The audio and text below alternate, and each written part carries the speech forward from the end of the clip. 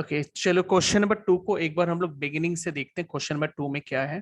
Question number 2 में कल हम लोगों ने जो सम किया था एक्सरसाइज में से क्वेश्चन नंबर 6, और इसमें मैंने आपको एक छोटा सा डिफरेंस बताया था। क्वेश्चन नंबर 6 में जो एक्यूट एंगल्स थे वो थे एंगल ए और एंगल बी, और ये जो अल्फाबेट्स है, मतलब ये जो एंगल्स है ये अल्फाबेटिकल ऑर्डर में है, एक के बाद बी आता है। मतलब अगर आप एक ट्राइंगल का नेमिंग करते हो तो आप सिंपली क्या लगाते हो, ए बी सी ऐसे लिखते हो। तो मतलब वो जो एंगल्स है वो एक ही ट्रायंगल में आ जाते हैं, ए बी सी ऐसे एक ही ट्रायंगल के अंदर आ जाता है। लेकिन यहाँ पे एक्यूट एंगल्स जो है वो डिस्टेंट अल्फाबेट से बी और क्यू, ये मतलब कंजिक्यूटिव नहीं है, मतलब बी के बाद सीधा क्यू नहीं आ रहा है। आप एक ट्रायंगल में अगर नेमिंग करने जाओ ए बी सी ऐसे लोगे तो, लेकिन बी और क्यू आपको सेम ट्रायंगल के अंदर नहीं मिल रहा। इस तरह से ये जो क्वेश्चन नंबर 6 आपका एक्सरसाइज वाला क्वेश्चन है और ये जो एग्जाम्पल वाला क्वेश्चन है ये थोड़ा सा अलग है। इसमें बी और क्यू जो है ये दो अलग अलग ट्राइंगल के एंगल्स है। आपको एग्जाम में ये डायग्राम नहीं भी दे सकता है, ओके, डायग्राम नहीं भी दे सकता, तो आप ऐसा कोई ट्राइंगल मत बना लेना तब, ठीक है। जैसे सपोज यहां ले लिया आपने बी, यहाँ पे आपने ले लिया क्यू, यहाँ पे मान लो आपने ले लिया एम, तो ऐसा टाइप का कोई सम मत कर देना, क्योंकि हम जब भी कोई ट्राइंगल का नेमिंग करते हैं हम अल्फाबेटिकल ऑर्डर में करते हैं, A B C P Q R M N O L M N, इस तरह हम जो अल्फाबेटिकल ऑर्डर यूज करते हैं कोई भी ट्राइंगल का नेमिंग करने के लिए, ठीक है। तो इस तरह आप डिफरेंट डिफरेंट अल्फाबेट्स को यूज करके ट्राइंगल का नेमिंग कभी भी मत किया करो, ठीक है। तो इस वजह से अगर मुझे ये दो एक्यूट एंगल यूज करने तो हमें दो अलग अलग ट्राइंगल बनाने पड़ेंगे। एक ट्राइंगल में सपोज बी एक्यूट एंगल ले लिया हमने, जैसे एबीसी ट्राइंगल ले लिया तो उसमें बी हमें एक्यूट एंगल मिल गया। दूसरे ट्राइंगल में यहाँ पे पी क्यू आर ट्राइंगल का नेमिंग कर लिया और हमें क्यू एक्यूट एंगल मिल गया। तो जो दो एक्यूट एंगल की बात हम कर रहे हैं वो हमें दो अलग अलग ट्राइंगल में यहाँ पे मिल गया। अच्छा चलो ये तो हो गया डायग्राम वाली बात। हाँ, ट्रिगोनोमेट्री हमेशा राइट एंगल ट्राइंगल में होता है, इसलिए आप जो ट्राइंगल्स बनाओगे वो हमेशा राइट एंगल ट्राइंगल ही बनाना, इसका ध्यान रखना। अच्छा इसके अलावा हमें एक और इंफॉर्मेशन दिया हुआ है, sine B equal sine Q, ठीक है। वहां पे आपके क्वेश्चन नंबर 6 में जो था वो था cos A equals cos B, कुछ ऐसा था, ठीक है, कॉस ए कॉस बी। तो यहां पे आपको दिया sine B equal sine Q, ये इंफॉर्मेशन दिया। और फिर सवाल आपसे पूछा angle B equals angle Q. दोनों क्वेश्चन देखने में सेम ही लगते हैं, एकदम सेम लगते हैं, बट डिफरेंस कहां पर है? ये जो अल्फाबेटिकल ऑर्डर है, हम जब अल्फाबेटिकल ऑर्डर में नेमिंग को लिखने जाएंगे, ट्राइंगल का नेमिंग करने जाएंगे, तब हमें ये दोनों एक्यूट एंगल दो अलग अलग ट्राइंगल में मिलते हैं, सेम ट्राइंगल में नहीं मिलते, ये है डिफरेंस। इस वजह से ये क्वेश्चन थोड़ा सा अलग है। तो इसको करना कैसे, देखो सबसे पहले तो आप डायग्राम बनाओगे इन एक्यूट एंगल्स के अकॉर्डिंगली। उसके बाद यहाँ पे जो साइन बी और साइन क्यू दिया हुआ है पहले तो आप इनको नोट करोगे। साइन बी मतलब जैसे साइन थीटा क्या होता है, some people have, some people have मतलब परपेंडिकुलर बाय हाइपोटेनियस। तो अगर मैं यहाँ पे एक्यूट एंगल बी ले रहा हूं, ठीक है, एक्यूट एंगल अगर मैं बी ले रहा हूं, जिन्होंने लास्ट क्लास में अटेंड नहीं किया मैं उनके लिए थोड़ा सा लॉन्ग जा रहा हूं, ठीक है। आप लोग थोड़ा सा देखो, मैं वो बेसिक बातें भी इसमें इंक्लूड कर रहा हूं, तो ध्यान से समझो, आप लोगों को समझ में आ जाएगा। देखो साइन में मैंने एक्यूट एंगल अगर बी लिया है तो बी के ठीक अपोजिट में जो आप साइड देख रहे हो ना, ये हो जाएगा परपेंडिकुलर। ये राइट एंगल ट्राइंगल है इसलिए यहां पे 90 डिग्री होगा, और 90 डिग्री के ठीक अपोजिट में जो आप ये वाला साइड देख रहे हो ये हो जाएगा हाइपोटेनियस, और बचा हुआ ये जो साइड है इसे हम बोलेंगे बेस। ठीक वैसे इसमें भी एक्यूट एंगल इधर है, ठीक इसके अपोजिट में परपेंडिकुलर, 90 डिग्री इधर है, इसके अपोजिट में हाइपोटेनियस, और यहाँ पे बेस। साइन थीटा का फॉर्मूला होता है परपेंडिकुलर बाय हाइपोटेनियस। अगर मैं एक्यूट एंगल बी ले रहा हूं तो परपेंडिकुलर में मुझे ए सी लिखना है, हाइपोटेनियस में ए बी लिखना है, तो इस वजह से ए सी बाई ए बी बना, साइन बी हो गया ए सी बाई ए बी। उसी तरह साइन क्यू लिखना है, अगर मुझे क्यू मेरा एक्यूट एंगल है, यहाँ पे ये मेरा एक्यूट एंगल है, तो परपेंडिकुलर में पी आर, हाइपोटेनियस में पी क्यू, तो देखो P R by P Q. तो ये दो रेशियो तो हमारे तैयार हो गए, ठीक है। अच्छा अब बात है दो एंगल, देखो दो एंगल हमें इक्वल दिखाने हैं, ठीक है, और हमारे पास ये दोनों एंगल दो अलग अलग ट्राइंगल में है, ठीक है। क्लास 9 में हमने जो टॉपिक पढ़ा था दो ट्राइंगल से रिलेटेड, वो पढ़ा था हमने कॉन्ग्रुएंसी का, ठीक है, कॉन्ग्रुएंसी का।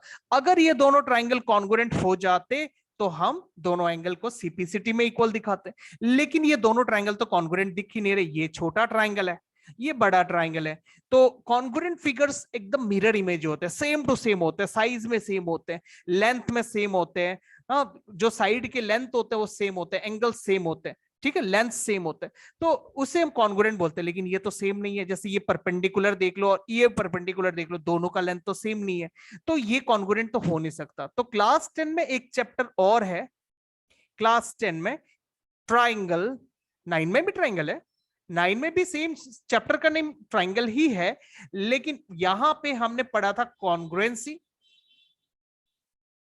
कॉन्ग्रुएंसी पढ़ा था, और क्लास 10 में हम पढ़ रहे हैं सिमिलैरिटी, ठीक है, सिमिलैरिटी। कॉन्ग्रुएंसी में क्या होता है, जो साइड के लेंथ होते हैं वो इक्वल होता है, साइड इक्वल होते हैं, साइड का लेंथ इक्वल होता है, और सिमिलरिटी में हम पढ़ते हैं साइड के रेशियो इक्वल होता है। क्या इक्वल होता है, साइड के रेशियो इक्वल होता है। ये देखो फर्क कहां पर है, कॉन्ग्रुएंसी में साइड के लेंथ इक्वल होते हैं, सिमिलरिटी में साइड के रेशियो इक्वल होता है। साइड के रेशियो मतलब ये आप देख रहे हो यहाँ पे रेशियो, ये रेशियो, ये साइड के रेशियो है, तो सिमिलरिटी में साइड के रेशियो इक्वल होता है। मैं समझाता हूं कैसे रेशियो इक्वल होता है। जैसे इस ट्राइंगल का परपेंडिकुलर का उस ट्राइंगल के परपेंडिकुलर से जो रेशियो होगा, मैं थोड़ा यहां लिखता हूं, जिन्होंने लास्ट क्लास मेरे साथ सिमिलरिटी पढ़ा था उसमें आप लोग को रेशियो समझाया मैंने हल्का सा, प्रोपोर्शनैलिटी मतलब इक्वल रेशियो समझाया था आप लोगों को। तो जैसे यहाँ पे परपेंडिकुलर है ए सी, थोड़ा सा मुझे इसको समझाने में दिक्कत होगा क्योंकि आप लोग को ट्राइंगल का कंसेप्ट क्लियर नहीं है, इसलिए मुझे थोड़ा सा मतलब टाइम लगेगा, कॉम्प्लिकेटेड लगेगा, आप लोगों को थोड़ा सा हार्ड लग सकता है, ठीक है, लेकिन फिर भी मैं कोशिश कर रहा हूं। देखो AC जो है यहाँ पे परपेंडिकुलर है और इसका परपेंडिकुलर है PR, तो ये एक रेशियो हो गया, दोनों ट्राइंगल के बीच में साइड का एक रेशियो हुआ। जैसे यहाँ पे हाइपोटेनियस है AB और इधर PQ, तो AB के साथ जो रेशियो बनेगा वो PQ का बनेगा, मतलब दोनों ट्राइंगल के हाइपोटेनियस का रेशियो है ये। उसके बाद दोनों ट्राइंगल का जो बेस है BC और QR, BC और QR, ये इनके रेशियोज है, दोनों ट्राइंगल के साइड्स के कॉरस्पॉन्डिंग रेशियोज है। परपेंडिकुलर का रेशियो परपेंडिकुलर के साथ, हाइपोटेनियस का रेशियो हाइपोटेनियस के साथ, बेस का रेशियो बेस के साथ। अगर ये तीनों रेशियो आपस में इक्वल हुआ तो हम बोलेंगे दोनों ट्राइंगल सिमिलर है, सिमिलर है। आपको याद है कॉन्ग्रुएंसी का सिंबल, दो ट्राइंगल जब कॉन्ग्रुएंट होता था हम ऐसा सिंबल यूज करते थे, लेकिन सिमिलर में हम नीचे वाले इक्वल यूज नहीं करते, सिर्फ ये करली वाला यूज करते हैं, सिर्फ इतना। मतलब हम अगर बोले भाई दोनों ट्राइंगल सिमिलर है तो हम ऐसे लिखेंगे ACB is similar to triangle PRQ, बस सिमिलर हो गया।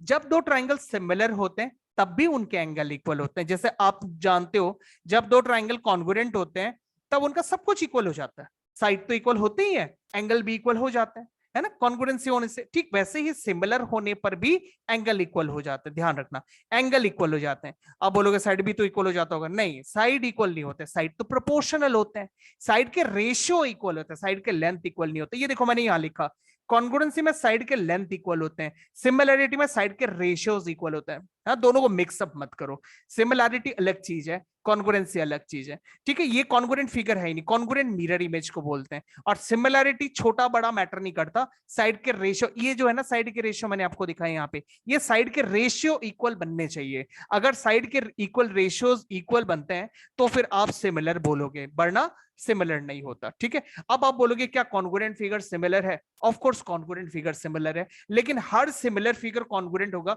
इसकी कोई गारंटी नहीं है, ठीक है। ये मैंने आपको हल्का सा सिमिलरिटी का टचअप दिया, बस और कुछ नहीं।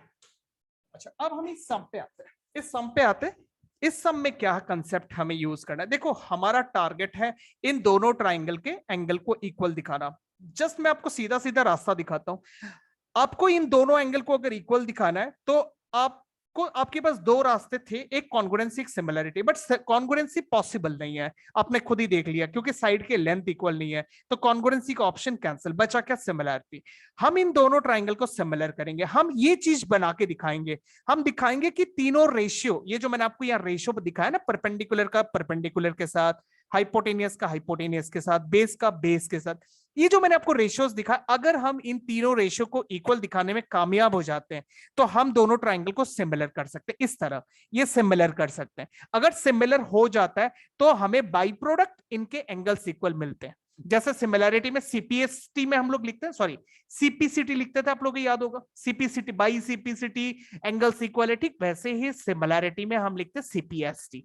सीपीएसटी मतलब corresponding part of similar triangle, इसके अकॉर्डिंगली हम एंगल बी और एंगल क्यू को इक्वल दिखा सकते हैं। ये पूरा प्लान है, ठीक है। मतलब हमारा अल्टीमेट गोल क्या है? हमारा अल्टीमेट गोल है हम किसी ना किसी तरह से ये तीनों रेशियो हम इक्वल दिखाए, ये हमारा अल्टीमेट गोल है। अगर हम इसमें कामयाब हो जाएंगे तो फिर ट्राइंगल सिमिलर हो जाएगा और हमें एंगल इक्वल मिल जाएंगे, ठीक है। तो ये मैं आपको पूरा फॉर्मेट यहाँ पे करके दिखाता हूं, देखो। तो हमारे पास गिवन, मैं एक बार डायग्राम बना लेता हूं पहले।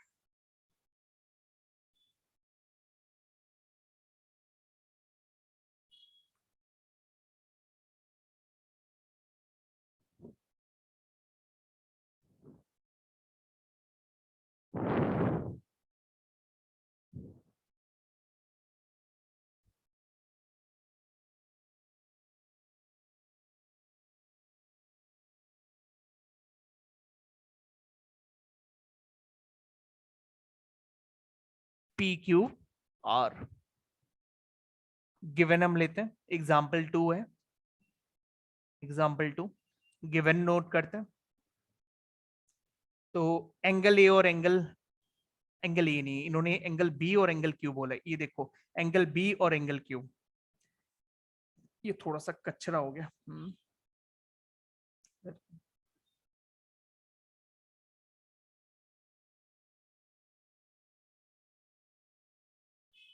क्लीन कर दूं।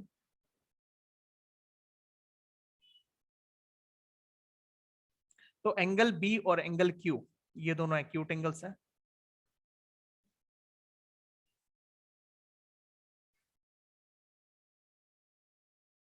और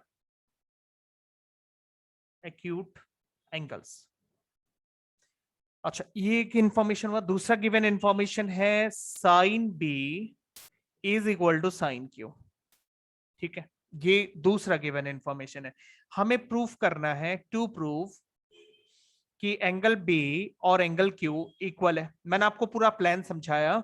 हम तीनों साइड के रेशियो को इक्वल दिखाएंगे जिससे दोनों ट्रायंगल सिमिलर हो जाएगा और उससे हमें एंगल बी और एंगल क्यू इक्वल मिल जाएगा। अब तीनों रेशियो क्या इक्वल दिखाना, मैं एक बार हिंट के लिए यहां लिख देता हूं, आपको अपना टारगेट आपके सामने रहेगा तो इजी रहेगा। एसी के साथ क्या रेशियो बनेगा? पी आर, ठीक है, मतलब परपेंडिकुलर के साथ परपेंडिकुलर का रेशियो। फिर हम हाइपोटेनियस का रेशियो दिखाएंगे हाइपोटेनियस के साथ, मतलब ए बी के साथ रेशियो बनेगा पी क्यू का। और बेस का रेशियो हम बनाएंगे बेस के साथ, बीसी का रेशियो बनेगा क्यू आर के साथ। ये बस मैंने यहां लिख दिया, ये जस्ट आपके नॉलेज के लिए। टारगेट आपके सामने रहेगा तो आपको समझने में इजी रहेगा, ठीक है। शुरू कहां से करेंगे, ध्यान से देखो, शुरू कहां से करेंगे? शुरू करेंगे हम गिवन से। ये हमारे पास एक रेशियो है, देखो ये जो sine theta, cos theta, tan theta, इनको ट्रिगोनोमेट्रिक रेशियोज बोलते हैं। ट्रिगोनोमेट्रिक रेशियोज बोला जाता है, ठीक है, इनको रेशियोज बोलते हैं। तो हमारे पास ऑलरेडी एक इक्वल रेशियो है और हम भी तो चाहते हैं हमें इक्वल रेशियोज मिले। हम भी तो चाहते हैं ये कि हमें इक्वल रेशियोज मिले, और हमारे पास एक रेशियो है, नो डाउट वो ट्रिगोनोमेट्रिक रेशियोज है, लेकिन रेशियो तो है। तो मैं यही से शुरुआत करता हूं, ठीक है, इसी गिवन रेशियो से हम शुरू करते हैं, ठीक है। तो ये हम लिखते हैं प्रूफ। तो पहले इन रेशियोज के वैल्यू निकाल लेते हैं, ठीक है। जैसे साइन बी क्या होता है, देखो मैंने अभी आपको शुरू में ही समझाया था, मैं लास्ट क्लास जो भी अटेंड नहीं किया था एक बार फिर से देख लो। साइन बी का क्या रेशियो होता है? देखो एक स्लोगन था, some people have curly brown hair turns permanently black, ये मैंने आप लोगों को समझाया था लास्ट क्लास।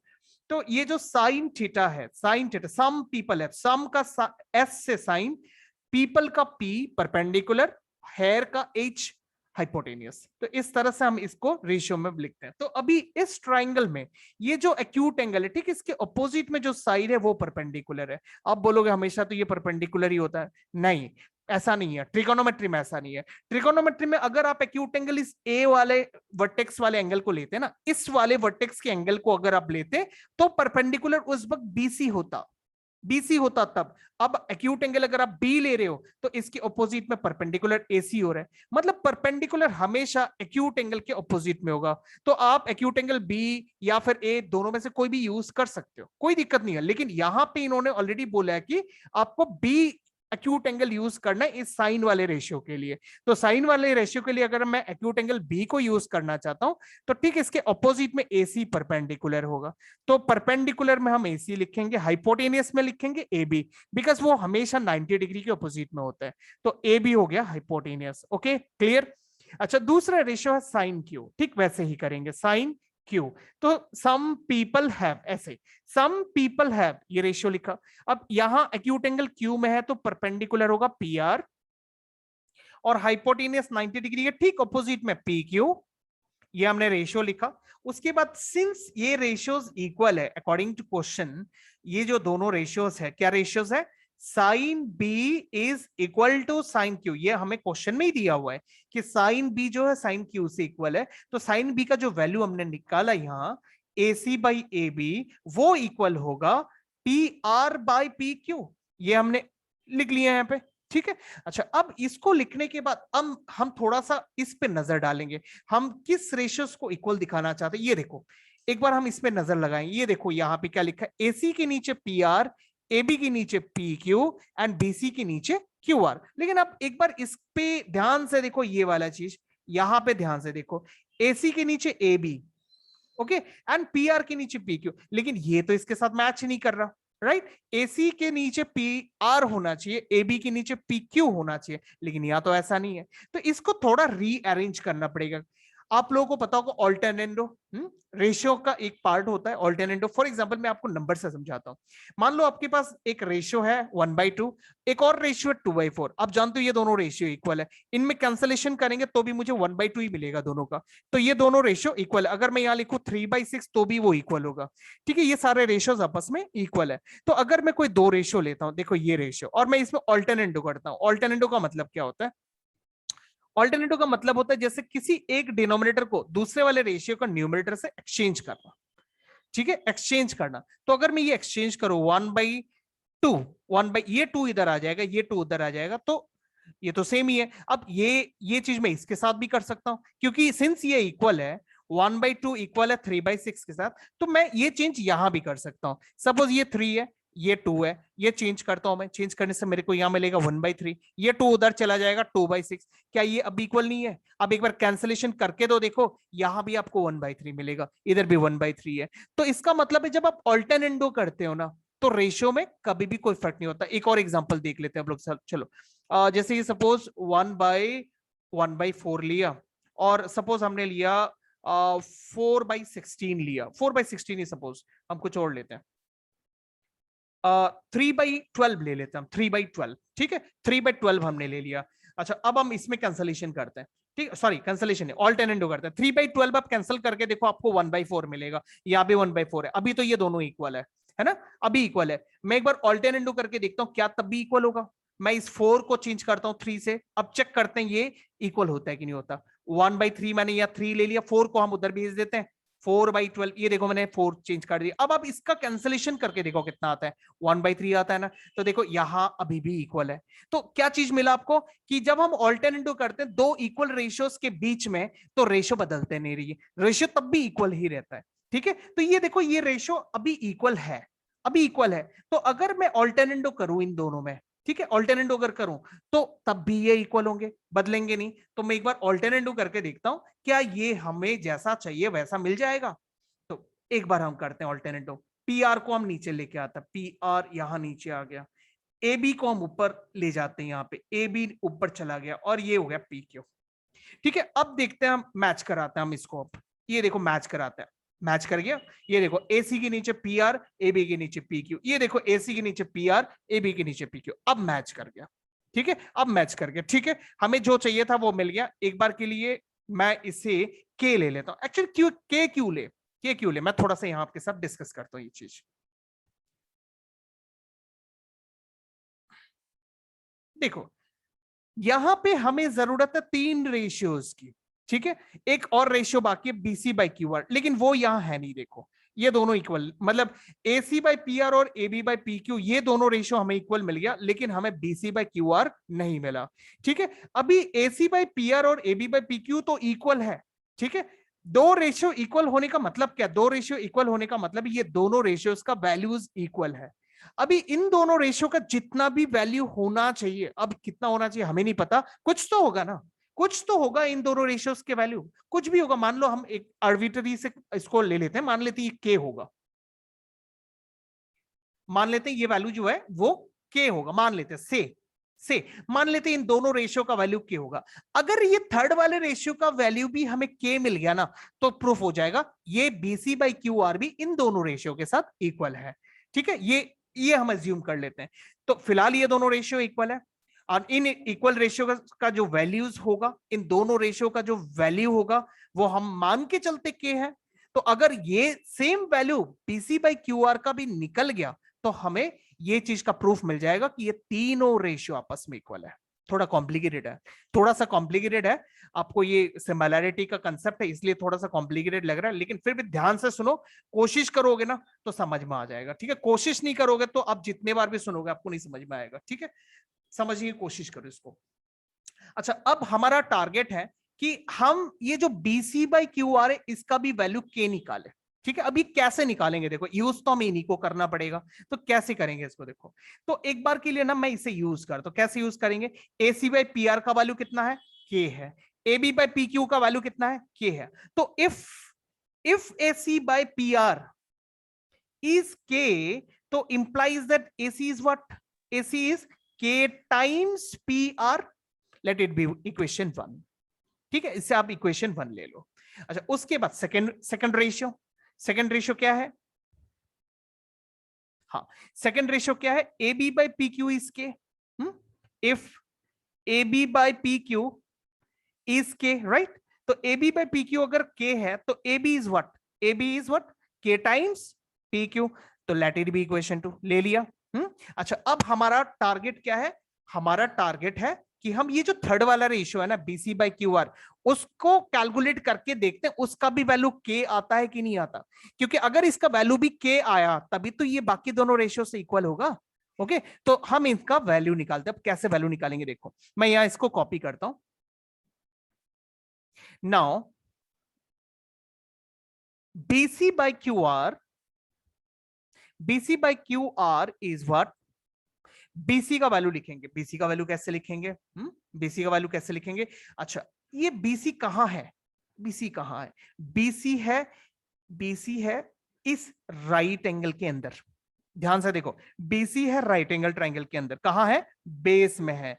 ओके, किसी भी राइट एंगल ट्राइंगल में अगर आप बेस जानना चाहते हो तो क्या फॉर्मूला होता है, क्या फॉर्मूला होता है, hypotenuse square minus perpendicular square होता है। आप लोगों को पता है ना पाइथागोरस थ्योरम, हाँ Pythagoras theorem, perpendicular square plus base square is hypotenuse square, ये पता है ना आप लोगों को फॉर्मूला।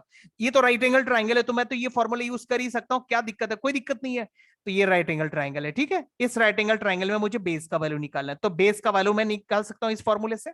इसी से डिराइव किया मैंने इसको, तो ये बेस का फॉर्मूला बन गया।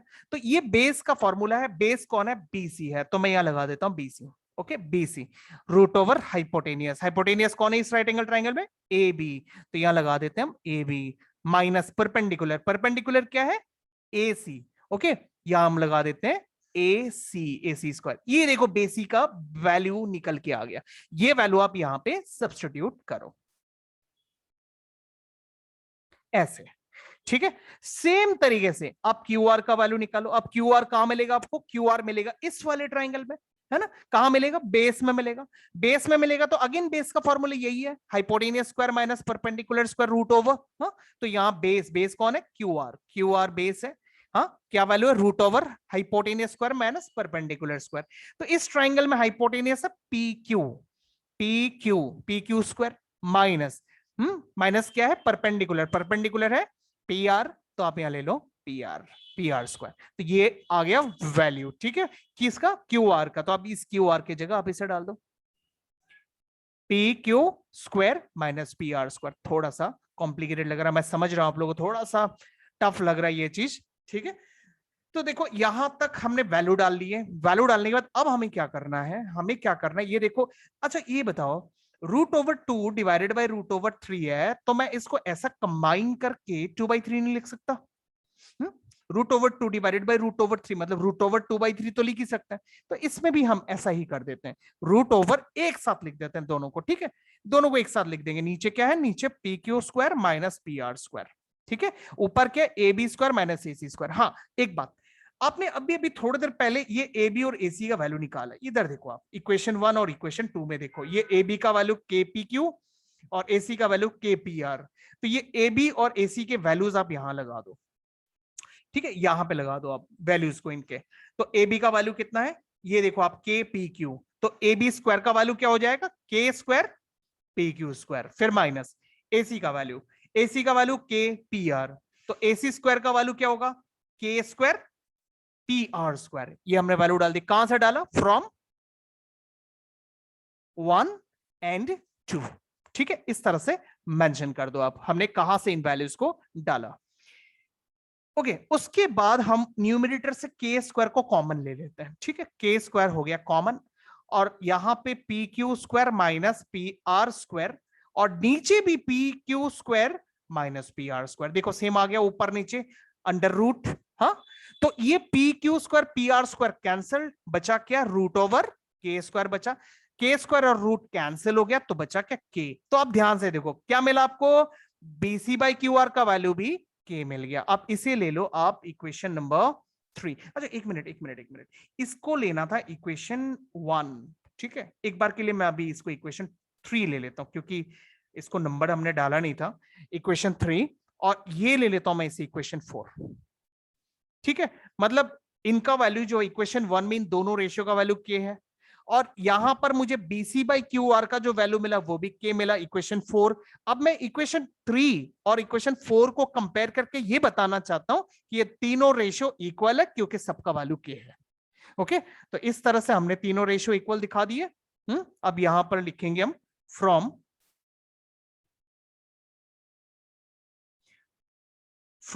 3 and 4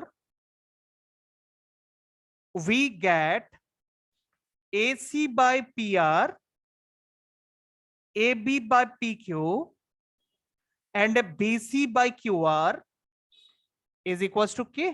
तो देखो तीनों रेशियो इक्वल हो गए। अब तीनों रेशियो इक्वल हो गए तो हम क्या बोलेंगे, देयरफॉर जो ट्राइंगल है दोनों ABC triangle is similar to PQR। ठीक है, दोनों ट्राइंगल सिमिलर हुए, कैसे हुए, बाय SSS क्राइटेरिया। SSS मतलब क्या है, हमने तीनों साइड के रेशियो इक्वल दिखाए। सिमिलरिटी, जैसे कॉन्ग्रुएंसी में भी तो SSS होता है। हाँ, फिर SAS होता है, यहां भी SAS होता है। उसके बाद एंगल एंगल एंगल होता है यहाँ पे। ठीक है, बस यहाँ 3 ही क्राइटेरिया होते हैं। ठीक है, और वहां पे एक्चुअली 5 क्राइटेरिया थे। वहां पे ASA, फिर AAS, है ना, ये एंगल एंगल एंगल नहीं होता था उसमें। RHS ये भी होता था, कॉन्ग्रुएंसी में ये भी होते थे, कॉन्ग्रुएंसी में ये 2 होते थे, लेकिन सिमिलैरिटी में सिर्फ ये 3 होते हैं। ठीक है, अच्छा वो तो आप ट्राइंगल जब आप करोगे ना तो आप उसमें समझ ही जाओगे क्या क्या क्राइटेरिया होता है। अच्छा सिमिलर हो चुका है, सिमिलर हो गया, तो अब हम जो एंगल इक्वल दिखाना चाहते थे ना इसमें, वो हम इक्वल दिखा सकते हैं। कौन कौन से एंगल थे, एंगल B और एंगल Q। ये देखो एंगल B मैंने यहाँ मिडिल में रखा, एंगल Q भी मैंने मिडिल में रखा। ऑर्डर में लिखना मैंडेटरी होता है, तो एंगल B और एंगल Q हमने यहाँ दिखा दिए, हैंड्स प्रूफ्ड। ओके क्लियर, कुछ सवाल आप लोग पूछना चाहते हो इससे रिलेटेड? नहीं सर। ठीक है, नहीं सर। मैंने इसका रिकॉर्डिंग कर लिया। आप लोग चाहो तो बार बार इसको रिकॉर्डिंग को चला के देख लेना। जितनी बार आप देखोगे उतना, जब तक समझ में नहीं आता देखना, देख के इसको प्रैक्टिस करना, ये क्लियर हो जाएगा ये सब। ठीक है, अच्छा एक बार आप लोग रिजॉइन करो, उसके बाद हम लोग आगे कंटिन्यू करेंगे। ठीक है, फटाफट रिजॉइन करो।